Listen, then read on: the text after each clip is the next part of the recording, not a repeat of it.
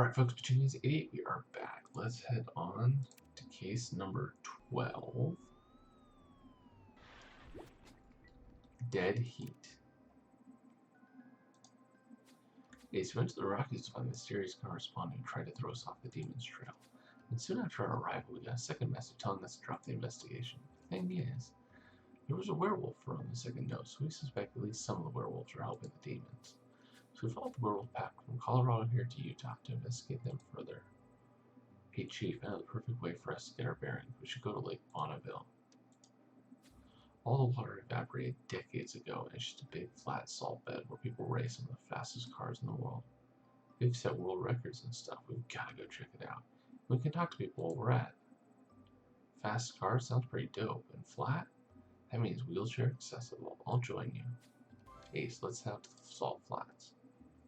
This is a real location. Bonneville Salt Flats. Ace, this is so exciting.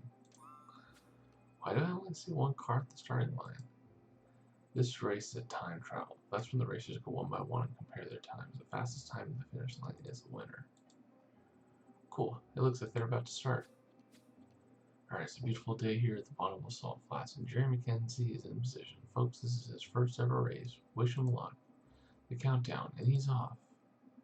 Mackenzie's wasted no time. He had traction right at the word go. Uh-oh. Perhaps I've spoken too soon. Hopefully he can get this wobble under control. Oh my goodness, Mackenzie's car barrel rolled and burst into flames. Oh, the paramedics are rushing out, but it pains me to say there's no way Mackenzie has survived that crash. Oh snap. Luke, did you see that? Yeah, that was the craziest crash I've ever seen. Cars don't turn and burst into purple flames. That was some supernatural-ish right there. You're right, let's go check it out. Hold it right there. You're not allowed on the racing grounds. It's okay. We're accident investigators. We need to go see Mackenzie. Wait, what do you want with him? He's dead anyways. Look, do what you will with the wreckage itself, but the body is police business. Alright, Ace. Body or not, he can't stop us. We have a responsibility to investigate. I'm gonna go tell the chief we've got a supernatural death on our hands. Well, Ace, let's go find what we can about this super weird car crash. Ooh. Awesome picture. The car doesn't look that fancy, but cool picture.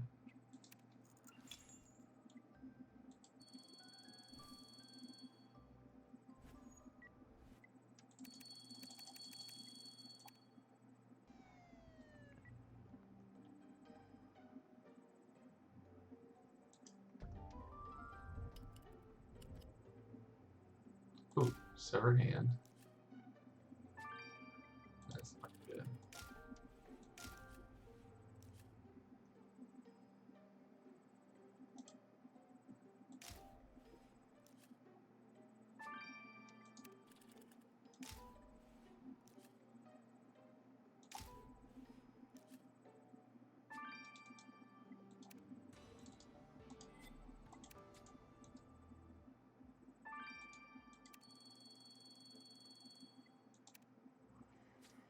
These cars can't just burst into purple flames. Like Felix said, something supernatural is definitely going on.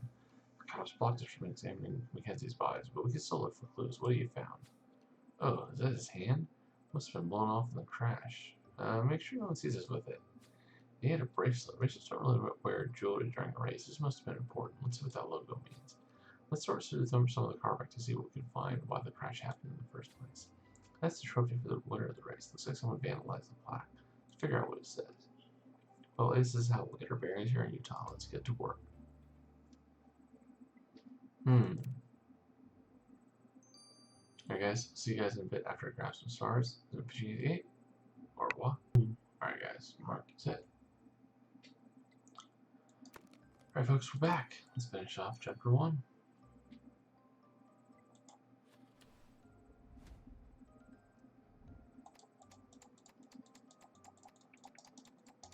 Welcome back. Huh. What is that? Ace, what's the heck in this weird jar? How did it survive the crash? Oh my gosh, is that a rat and a bird skull? It's a supernatural weirdness written all over it. There's no way it's unrelated to the crash. Let's have Felix check it out.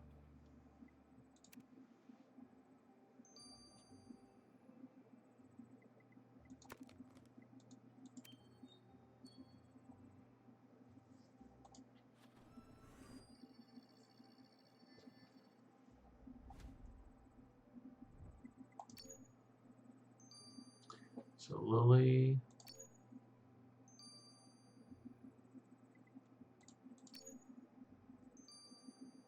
Lily Karam. Ace scratches on the trophy box that is named Lily Karam. And who's that? Oh, she's a famous racer. She's probably around here somewhere. Let's go talk to her.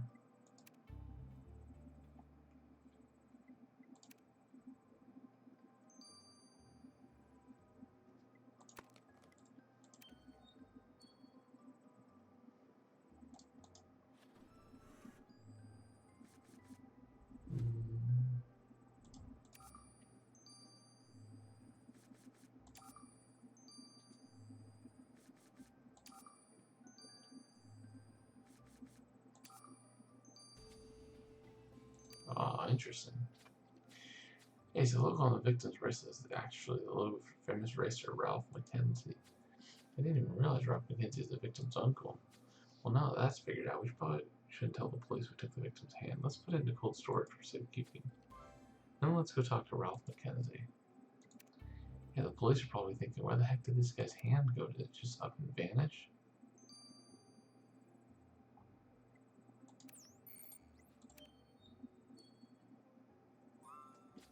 That's right. That's right. Miss Graham, this trophy was meant for the winner of today's race. Why did you write your name on it before the race even happened? Who are you and why do you even care about that trophy?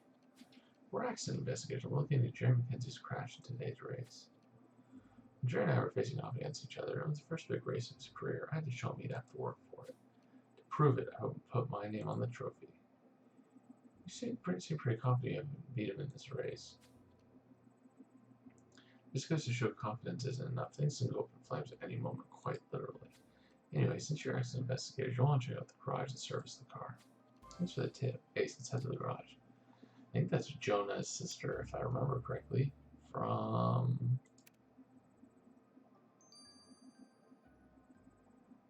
I forget. Where, She's from Conspiracy? Can't remember. Well, at least that car crash was definitely supernatural, for real. The shard found in the wreckage proves it. The shard was used to put a curse on the victim's car. This curse jar is your murder weapon. Wait, so a curse killed our victim? How's that even possible? Which ingredient in the jar adds some different cursey flavor to that crazy crash? The rash shows the curse was meant to kill. The crow skull made the car fly, and monk shit flowers caused the purple flames. Wow, sounds like the killer worked hard putting the curse together. Yeah, the main thing we can take from this is the killer's no slouch in spell casting. Well, no spell the killer casts is going to keep us from catching them. Oh, World Edition. No, yeah, that's right. That's right. That's right. I would actually love to see Jonah again. I really liked Jonah.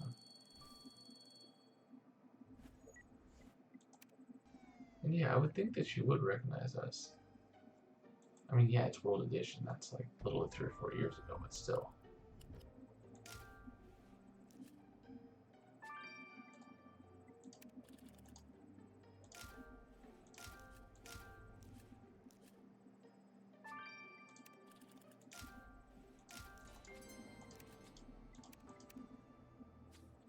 This is where the victim's car was searched for the race. What if we found to help solve this supernatural murder? The victim's name's on this helmet. It looks like somebody left a note for him, but it's all faded away. Let's deal with this torn paper. It looks like it was important. Let's piece it back together and see what it is.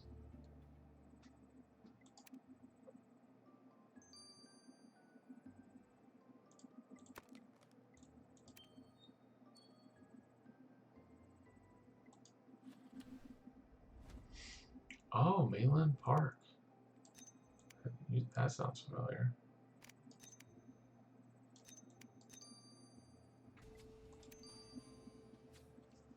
Ace's short paper he found was for the safety check on the victim's car. It was checked off, being okay by a Mainland Park.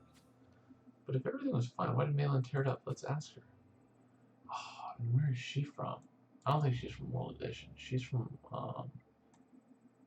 not even Travel in Time. She might be from Conspiracy. I forget, man.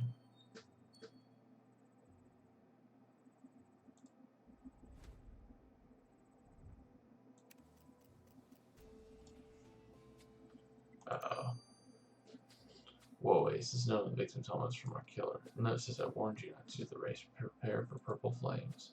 Let's get this stuff to Priya, see if the killer left any traces on that note.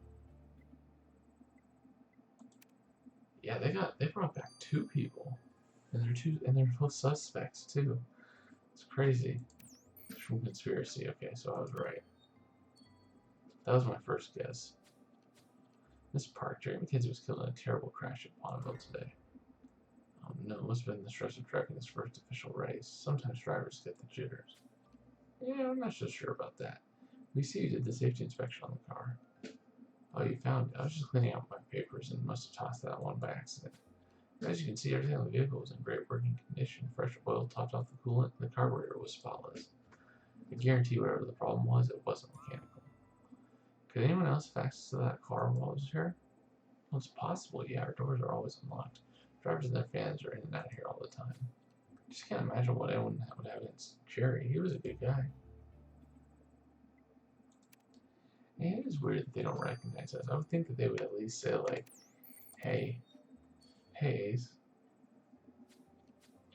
Mr. McKenzie, we're accident investigators looking into your nephew's crash in today's race.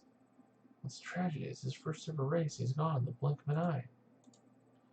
I raced for 40 years. Had plenty of close calls myself. Even flipped my car a few times. But the race god smiled down on me. The worst I suffered were broken limbs, whiplash, and a concussion once. Then my nephew climbs behind the wheel for the first time, and then... Oh... We can see this is a difficult time for you, Mr. McKenzie. We'll contact you if we have any questions.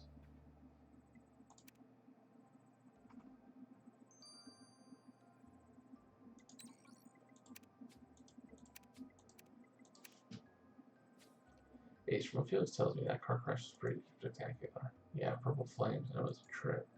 Felix is immediately convinced it was a normal car crash, but the frustrating thing is we weren't allowed access to the body. And I know being supernatural investigators means making do with whatever clues we have, and this note you found isn't a bad one at all. Lucky for us, the killers are klutz and they spilled Rocket Cow energy drink all over this paper when they wrote the note. So we know for sure that your killer drinks Rocket Cow. Well, Ace looking out for someone with a can of Rocket Cow could help us catch our killer. My guess is that's a dime a dozen out here.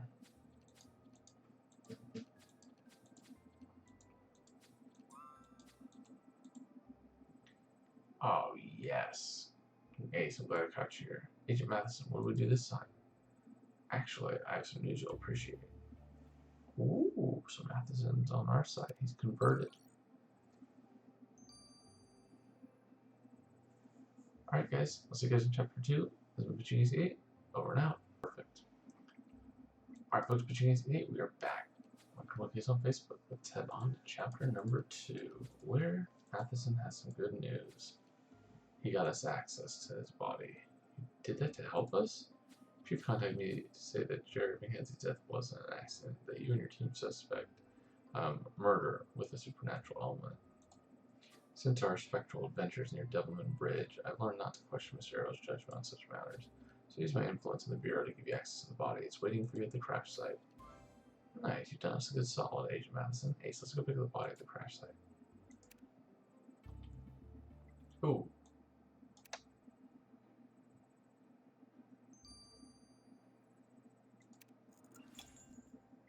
What? This is so weird. So weird how they're unlocking them.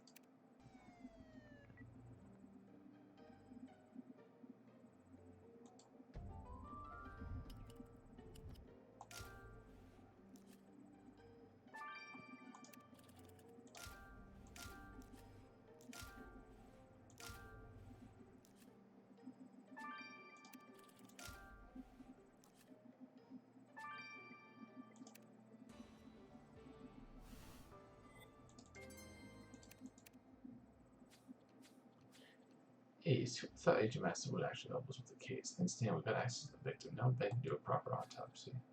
Take out a couple of things too. This drawing paper looks like a magazine. Let's piece it back together. Who do you think this backpack belongs to? It couldn't hurt to have a look inside.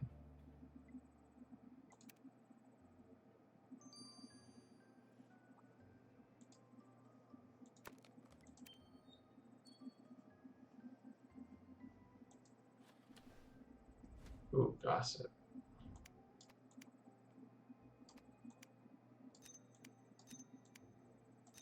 Ah. Hey, this is the cover of a gossip mag showing Mackenzie and his competitor from today's race. Looks like they were more than just competitors, they were a couple. The magazine says they broke up recently.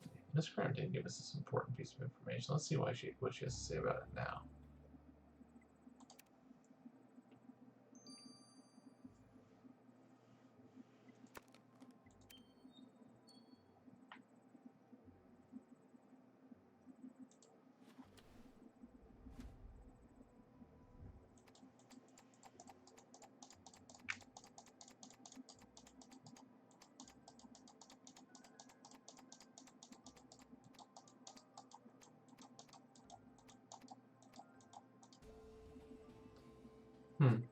Oh, promoter. This backpack looks like it belongs to someone promoting Rocket Cow energy drink. It's full of branded handouts, including Rocket Cow t-shirts with the victims in the face on them. The person who owns this backpack was in contact with Mackenzie. I have a business card inside. Oh, wait a minute. It says Xander Stark. Xander's a werewolf dude we met in San Francisco. Looks like Xander might have been around the crash. Let's go talk to him. Oh, snap. Xander's back. Back again. What's up, Lily? Miss Graham, you didn't tell us that you and Mackenzie were a couple. I didn't mention it because it was too painful. You broke up with me yesterday. Wait, just before you race against him? Man, those gossip mags move fast. I spent the whole night drowning my sorrows in Rocket Cow and vodka. Glad I didn't have to race today because my head has been pounding. But I'm not glad Jerry's dead. Because now I won't even have the satisfaction of beating him. Now nobody wins.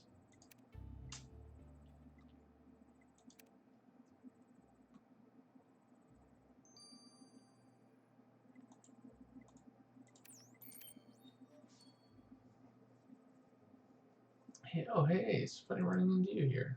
Yeah, what brought you out here, Xander? After Danny died, I didn't have to keep me in San Francisco, so I followed a werewolf pack that was coming out here and got a job as a Rocket Cow promoter. Trying to set up sponsorships for races with the Bonneville Salt Flats. It's funny you should mention that. We're investigating Jerry Mackenzie's crash from earlier today. A murderous curse was put on his car. Were you there when it happened? Yeah, I was trying to sign Mackenzie for a sponsorship. I knew he was going to be a huge deal, but since he was only starting to race, he still would have been cheap to sign. It's crazy to think that somebody killed him with the curse. But that's in your wheelhouse. I don't doubt you guys will go solve this case. Gotta go. Yeah, he's here to look into the werewolves, and Alexander's among them. We should keep an eye on him. We need to know his whole pack.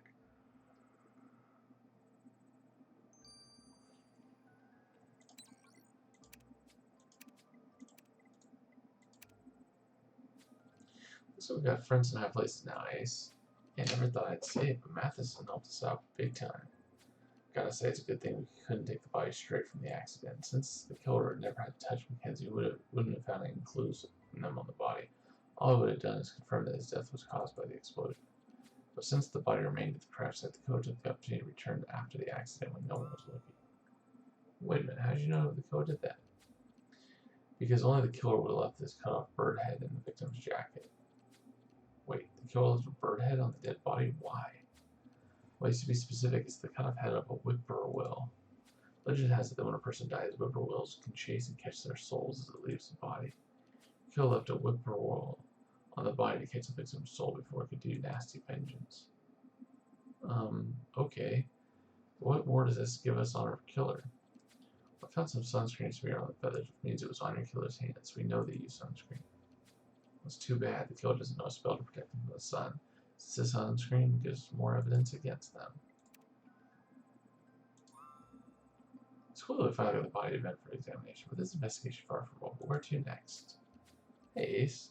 Hope and I were talking about the race at Bonneville, and she heard there was a party last night celebrating somebody's first race. Yeah, it was Jerry Mackenzie's first race, and when he died, the party was thrown for him. Thanks, Gwen. Ace, let's go check out where they had the party.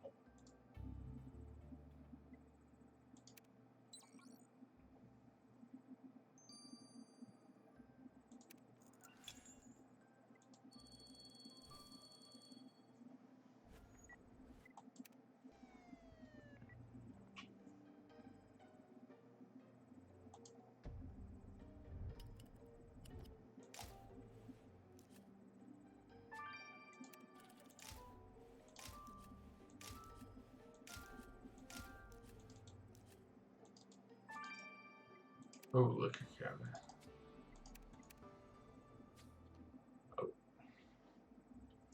Man, it's easy to forget it's January since the weather outside stayed pretty hot, which explains why they had this party outside. The party was thrown for the victims, so there's gotta be some clues here. And ho ho, the spells for schmucks. Book is pretty suspicious considering Mackenzie was killed with a curse. I'm examining this flaky subconscious book this is, and I'm sure everyone had their hands in this mini bar at the party. Let's get it open. Yep. So this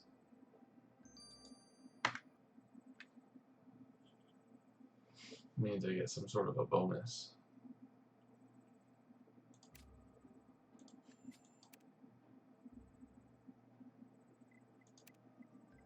Usually. Oh. Silly me.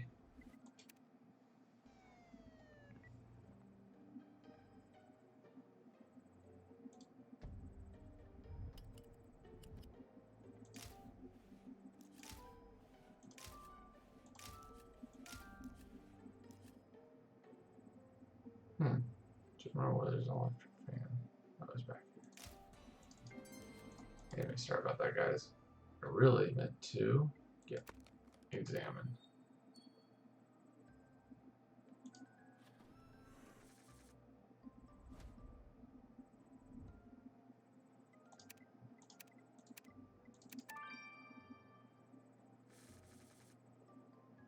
Okay, so 8, 1, 3, 3, 1. 7, 1, 3, 7. Oh, I missed that. Okay, 7, 1, 3, 7, 8. Perfect.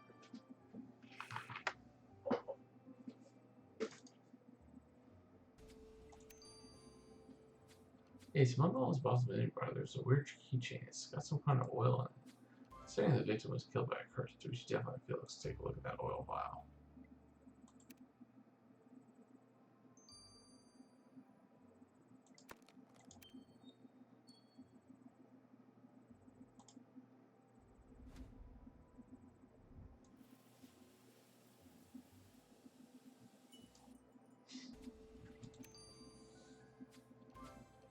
Ace. Now that I can sample the colorful flakes on spells for Schmuck's book, let's check them out with the microscope.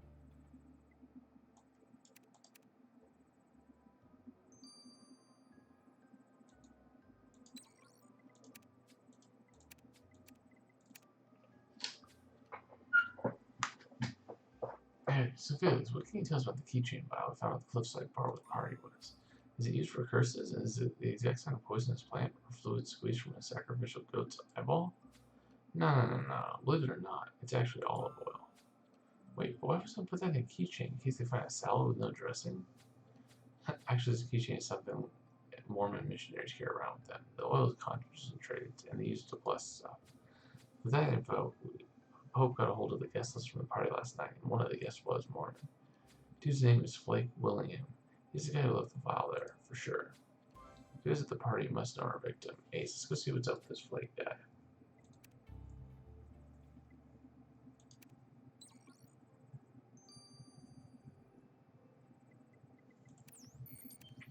What's up, man? You seem really excited.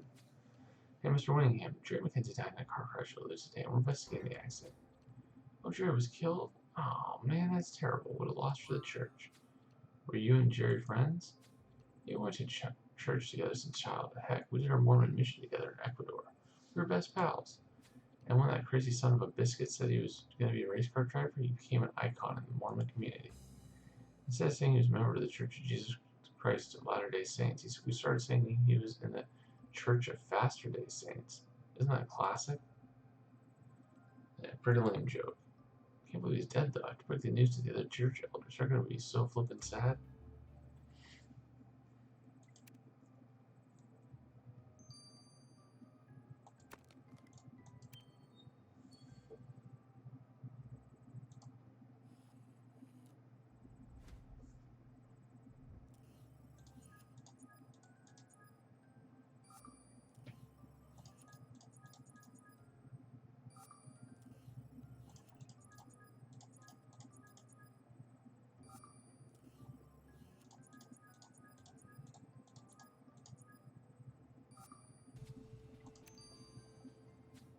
Yeah, the flick he's on the spells for strong smoke says automated motive paint.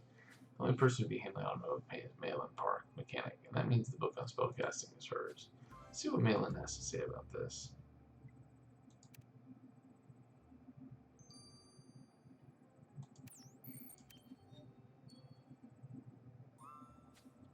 Hey, Miss Park, you found your book of spells. Are you planning some sinister sorcery? Oh my gosh, how embarrassing. No, it's nothing like that. I only dabble in white magic. Look, I'm originally from Grimsborough, and all the crazy stuff happened there shook me pretty bad. So my daughter and I came to Utah to get away. Desert life was a big change, and we needed sunscreen in winter. I'm just glad they have rock out here too. I drink that stuff like water. After the move, I started learning mysticism to help ground my spirit. Wait, do you use these skills in the garage? I burn sage on occasion to protect the cars and give thanks to the four winds, but I never do anything with malice. Alright, Miss Park, dabbling in the dark arts is a dangerous business. You've got to be careful. Yep.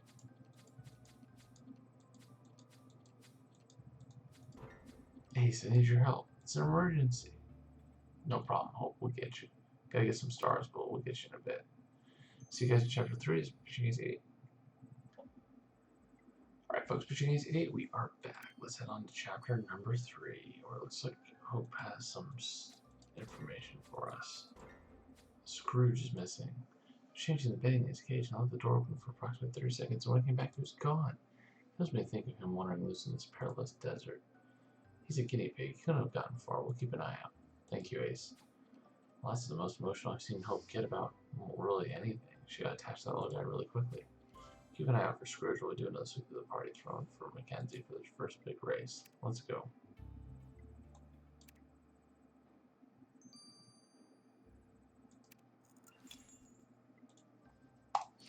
A lot of the stuff I'm not even, like the supernatural stuff, I'm not as well versed in it, so.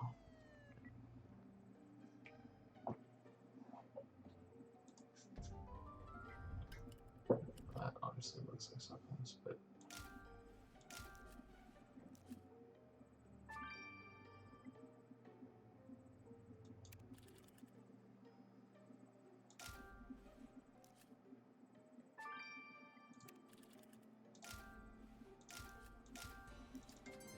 Perfect. Got a star. I can finish off the AI. So Ace, what else was left behind the victim's pre-race party? Let's figure out this phone. Shows Mackenzie's car. It must be this phone. There could be a lead on it. Let's get it unlocked. There's a bunch of stuff on the drink tray. Could be a hidden clue there. I agree.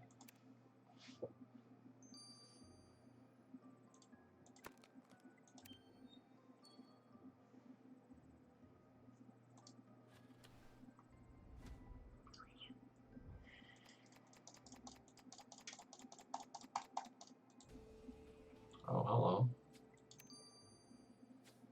This is a brochure for law school and has a tray class of bottles. There's a note with the victim's name on it. Law school brochure is a weird thing to give guys starting a career as a race car driver. Let's see what the rest of the note says. Oh dear, was he not supposed to be a race car driver?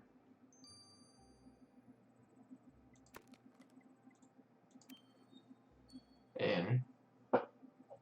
It's nice to be doing it again.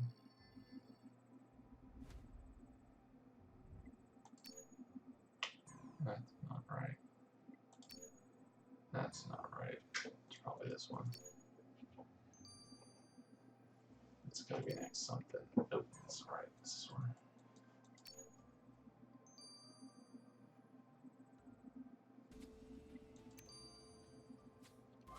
Perfect. Now let's have Hope search Mackenzie's phones for clue. Alright, we said we'd search for Scrooge, but we haven't even tried. None of this stuff is Scrooge related. It's not good.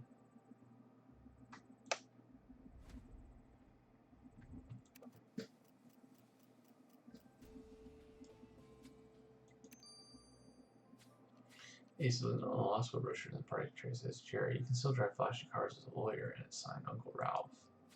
Wait, Uncle Ralph? That means the note was written by the victim's uncle. I think Ralph would have been proud his nephew was going to be a racer as well. Why would he give Jerry a law school brochure the night before his big race? Let's ask him about this. Honestly, it might even just be for his safety.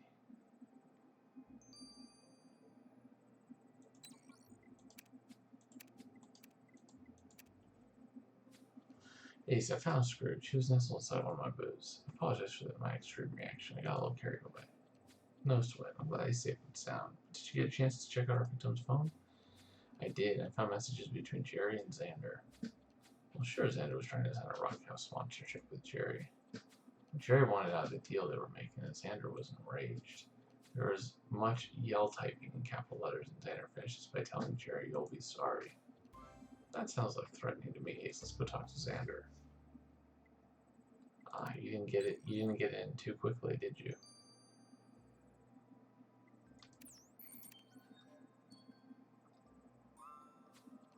Hey, Mr. Mackenzie, why did you give Jerry this brochure for law school? He's going to be a famous racer like you. Well, that's exactly why I had to stop him. Look, I know the racing life. It's fast and it's dangerous. His death this morning proves it. Jerry was a smart kid. I tried to show him he could have safety, security, and a nice car. He just shouldn't be a racer. Why not? Too dangerous. You'll think I'm nuts, but the only thing that keeps me feel safe in my own racing career were protection spells my grandmother taught me. Happy all I have to protect myself against now are sunburns and drowsiness. For those, I have sunscreen and a rock account. I wanted that simplicity for Jerry, too. Well, sometimes the danger of something is too alluring to stay away. That's why we became accident investigators. Yeah, but I don't think I'm the only one disappointed with Jerry's life choices. An old church friend of his was yelling at him at the party last night. It's gotta be Flake. Ace, let's see what he was yelling about.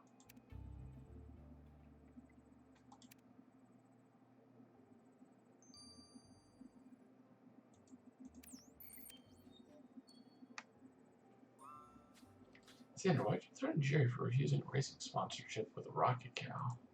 Because that sponsorship could have made us both a ton of money, and until the last minute he was on board. Got up early this morning, checked a couple of rocket cows, lathered myself with sunscreen, and went out to the Bonneville to steal the deal. Another couple of spells, so I was out there standing on the salt flats and recited some of them, hoping their power would move them to sign.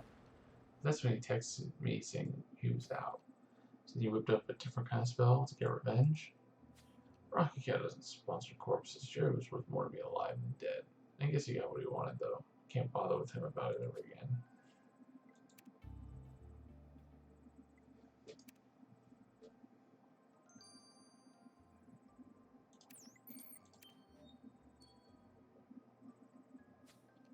Like, we heard you had some harsh words from Jerry at the party last night. Of course it did. The son of Biscuit was going to leave the Mormon church for good.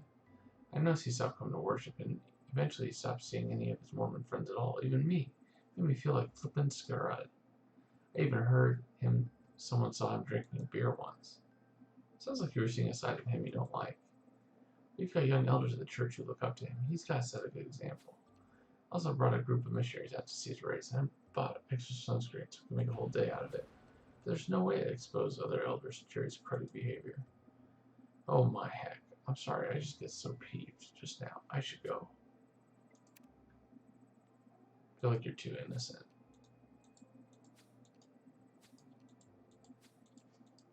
Where are we gonna go next? The garage. Oh, snap. Ricky, what's up? Feel like we haven't seen you in a while. Then again, my streams have usually been a little too late for New Zealand.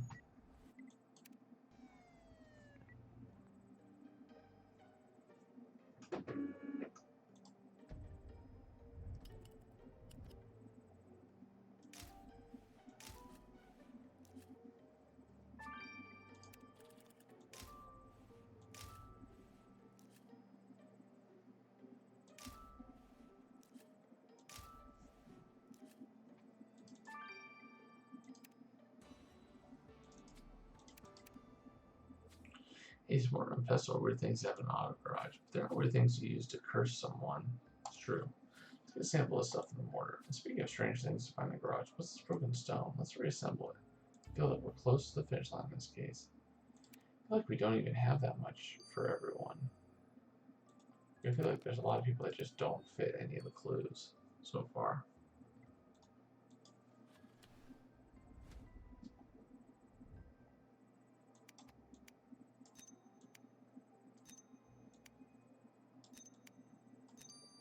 Huh. That was quick. Wow, this is a memorial plaque. Wait a minute, you're right. This engraving looks like a whippoorwill. Will. Same type of bird feels that would catch the victim's soul after death. Was the killer already planning Jerry's funeral? can't be so sure, but it's weird. It's in this plaque to Felix. Maybe you can tell us more about it. That is really weird.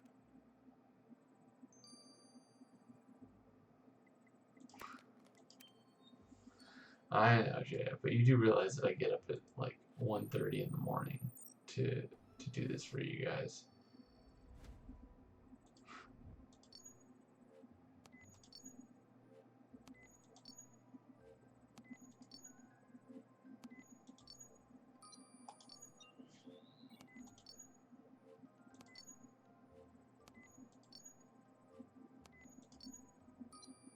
Okay.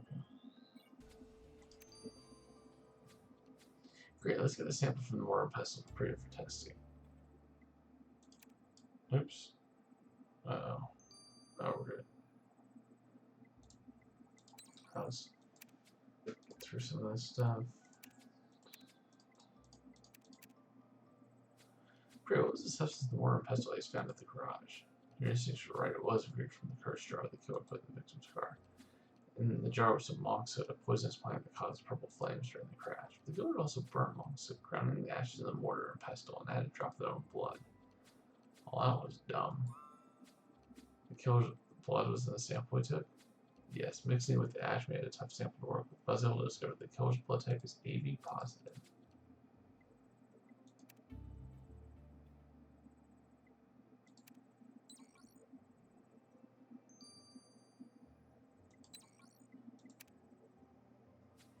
Felix, we know that whip poor will on the memorial plaque is the killer made for the victim. Yes, which links to the head you found the victim's jacket left to protect the killer from the victim's soul. Did you learn anything else from the plaque?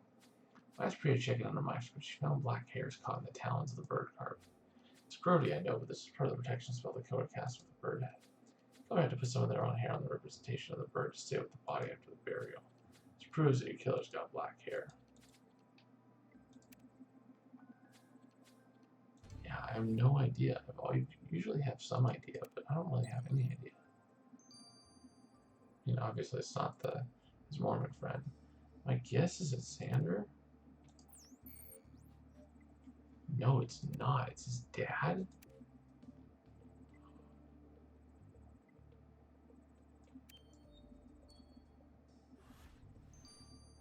It's his uncle.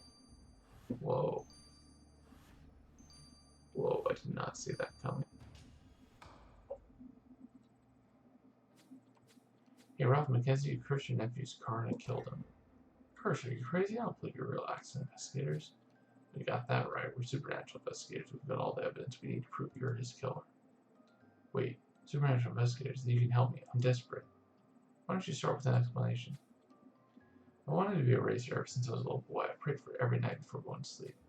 And one night in a dream, the devil came to me and said I could be a champion racer, but only if I was the last race car driver in my family. Any member of my bloodline took up racing after me, I would be punished with eternal hellfire. Eternal hellfire was scary, of course, but I was so desperate I agreed immediately. Oh great, so I deal with the devil. What's the worst that could happen? Well, the next race came first place. I won every race after that. The deal really worked. I had an amazing racing career. But after I retired, my nephew Jerry started talking about racing. I begged him not to and tried everything from scuba lessons for his birthday to trying to get him into law school. Nothing worked. He registered for his first ever race in vaudeville, and I started to see signs. What do you mean signs? Well, signs the devil was preparing to cast me into eternal hellfire. A few days ago, my stove burst into flames for no reason. Later, I was in the grocery store and this old lady was just staring at me. Clearly, the devil was coming for my soul. So I concocted a curse to keep Jerry from becoming a racer, to save both our souls. I had no choice. Well, this is one of the craziest stories I've ever heard as a supernatural investigator. We'll let our chief sort you out. So, Mr. Mackenzie, you say you deal with the devil compelled you to kill your nephew with a curse, huh? Yeah, it was Jerry or me. At least now both of our souls will avoid eternal hellfire. You know the devil isn't real, right? But he appeared in my dream and he made me sign in blood. He has to be real. Sounds like it was a pretty crazy dream. That's all it was. You were so desperate to become a racer, your subconscious helped you believe it was possible. No. It had to have been real. What have I done? Well, the good news is your career as a successful race car driver was actually due to your talent and determination. But the devil isn't real. What about black magic? The curse I cast upon my nephew. Oh, black magic and curses are totally real and dangerous, as you know. Fortunately, that means your case won't be taken seriously in a court of law. You can't be tried for murder. Looks like your eternal hellfire is knowing you murdered your nephew for no reason.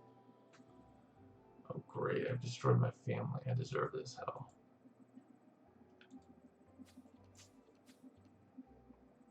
I mean, honestly, with everything we've done, the devil, I could see that he's true.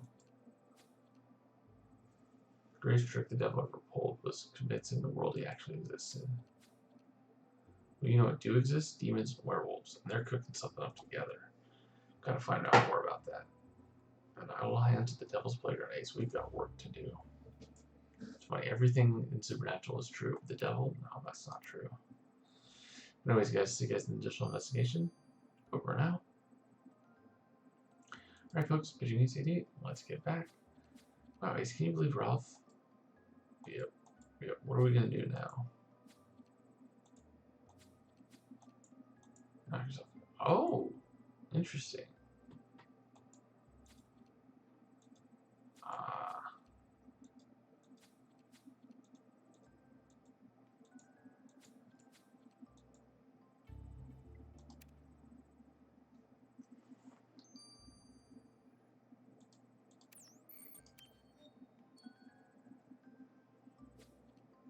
Gee, Ace, you know I've been odds with my werewolfness ever since it became a fact in my life. But yeah, you got our support, Priya. Maybe it's time I embrace being a werewolf. I want to join the werewolf pack here in Utah. Well, you joined them. You decided to run away with the werewolf pack? No, but it has an undercover mission. So I can find out more about this alleged alliance with demons and discover who the rogue wolves are and what are they playing. Well, are you sure that's even a good idea? You never lived like the wolves before. Not to mention, an undercover mission is dangerous. What if they find out and turn on you? I thought about it, and I want to do it, whatever the risks. Only a werewolf can help you, and I'm a werewolf, for better or for worse. Well, if your mind's made up, then we have to give you something to defend yourself against the other werewolves. If you and Ace find some silver, Ben can craft you a self-defense weapon. Ace, the party bar you investigate probably has silver utensils. Let's go look.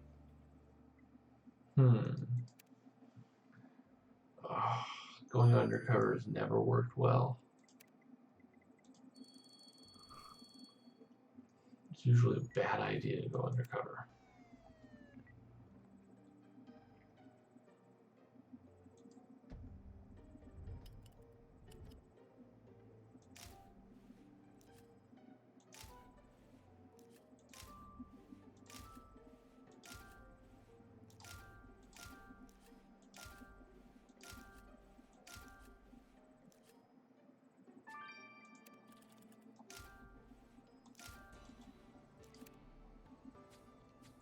Ace, I'm grateful the Chief trusted my plan to infiltrate the werewolf pack, but he's right. If something goes wrong, I need to defend myself against the others. So we're looking for something silver for Ben to craft into a weapon.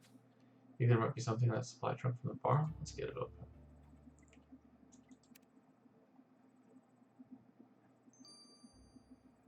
Yeah, I'm having flashbacks to Rupert as well.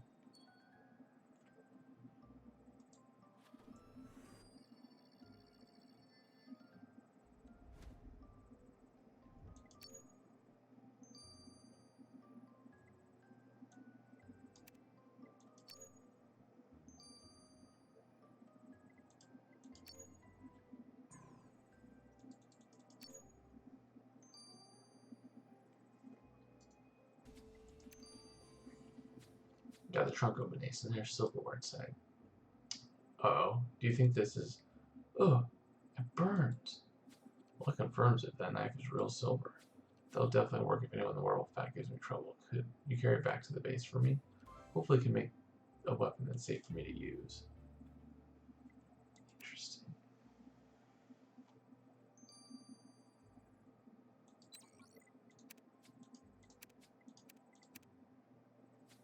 Yeah, thanks for crafting me a weapon. I'm scared to infiltrate the werewolf pack empty-handed. To do this stuff all the time. In the army, we had to get ready to improvise with whatever we had. Someone's taken prisoner behind enemy lines. We had to make a ship out of toilet paper and mashed potato rations. We got to be prepared, Priya. And compared to my story, this silver ship I made from the knife found was a cinch. Now, there are two ways to hold a knife this size. There's the forward grip, blade pointed up. That's for thrusting upward into the gut or under the jaw. Then there's a reverse grip, blade down. Use this to stab downward on someone. Find a grip which is comfortable to you. I got a dummy you can practice on.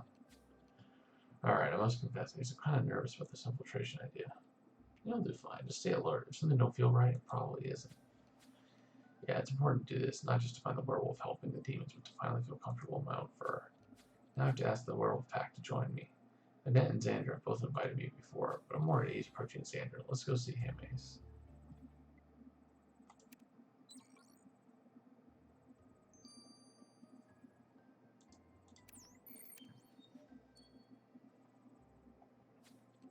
You're Priya, right? I remember you from California. Have you changed your mind about joining the pack? Actually, yeah. Is the invitation still open? You're serious? Of course it is. What made you change your mind? Well, it's true that my team is like family, but I want to explore this other side of me. Annette invited me too, but I'm a bit shy. I prefer the sportive, friendly face.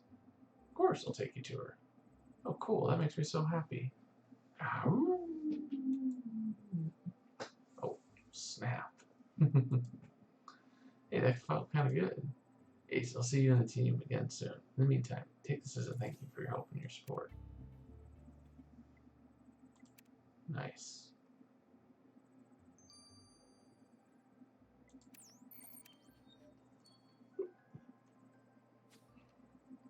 Mainly, we heard that amateurs can sign up for races at Bonneville. Definitely, I saw some slots on the roster for the section. I'd totally flip if I could enter the race, but there's one small problem. I don't really have a car to drive. Oh, that's no problem. I've got one here I can lend you. Oh, really? That would be amazing. Just one catch. You gotta help me finish fixing it. I don't have time to do it all myself. Find the broken exhaust manifold and piece it back together. Then I'll strengthen the welds, and the car will be yours for the race. Thanks, Malin. Ace, let's find that exhaust manifold.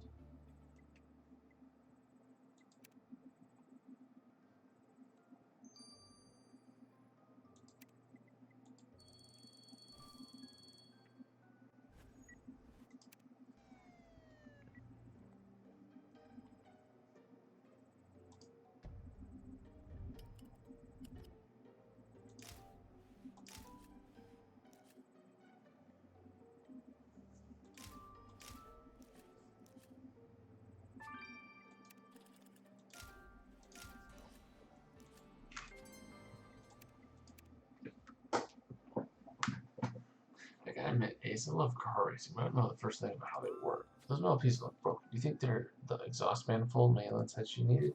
I'll have to put it back together and find out. Now, I'm definitely not going to be able to help you out with this. I'm not good with cars.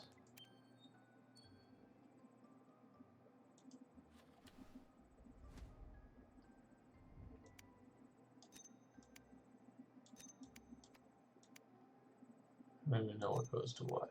Okay. We got the exhaust manifold reassembled. Let's get to Malin.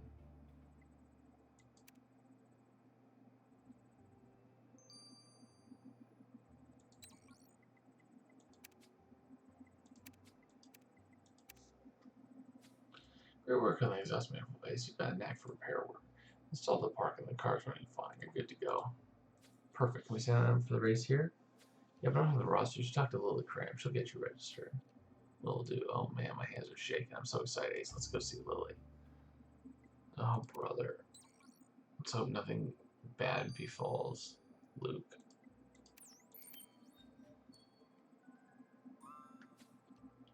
Yeah, after this, I'll stop the stream for a little bit and then I'll start back up. Hey Lily, can you sign us up to race at Bonneville?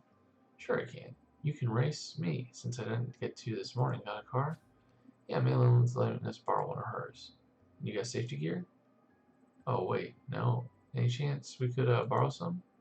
Let's see what we can do. We should have a helmet and suit around here that'll fit you, but you'll need some gloves.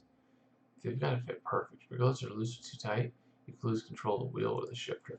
I don't want another competitor dying today. Okay, we'll find some gloves. Also, Ace, let's grab something to eat. You shouldn't race on an empty stomach.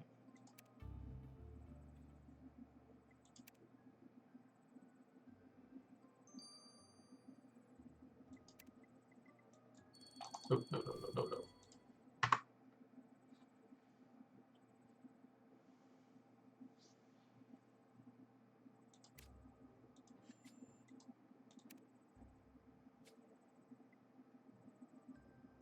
Oh, cool.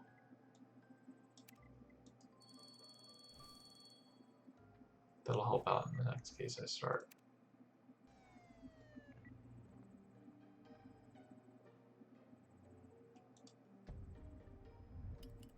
Alright, let's do this.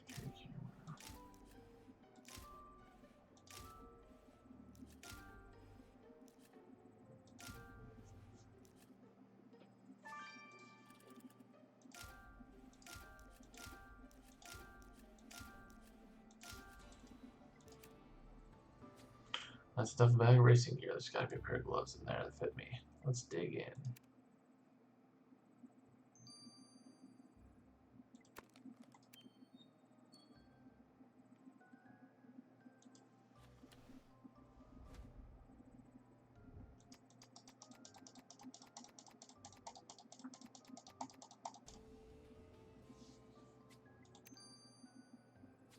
Perfect. 200 pair of gloves in that racing gear. And would you look at that? They fit me, well, like a glove. Come on, let's go race against Lily.